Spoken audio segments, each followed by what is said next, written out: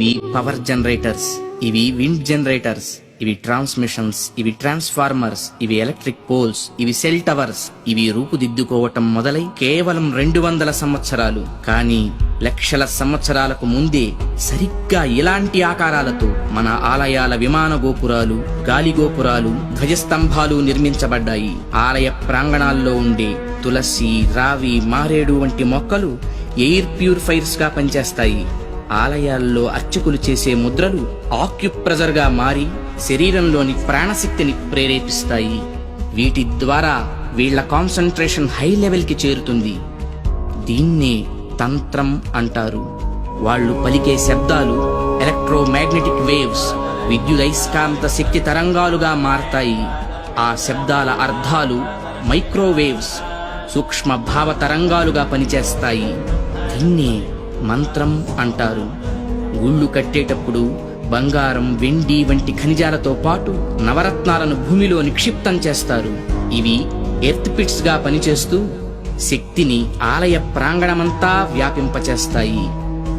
రాతి విగ్రహాల క్రింద, ధ్వజస్తంభాల క్రింద లోహపు రేకులతో తయారైన యంత్రాలుంచుతారు. గాలి గోపురాలపై, విమాన గోపురాలపై లోహ నిర్మిత కలశాలు అమర్చుతారు. ధ్వజస్తంభాలకు లోహపు తొడుగులు వేస్తారు. ఉత్సవ విగ్రహాలను పంచలోహాలతో తయారు చేస్తారు. లోహం శక్తికి వాహకంగా పనిచేస్తుంది. దీన్నే యంత్రం అంటారు. మంత్రతంత్రాల ద్వారా ఉత్పత్తి చెందే శక్తికి ఈ యంత్రాలే రిసీవర్స్.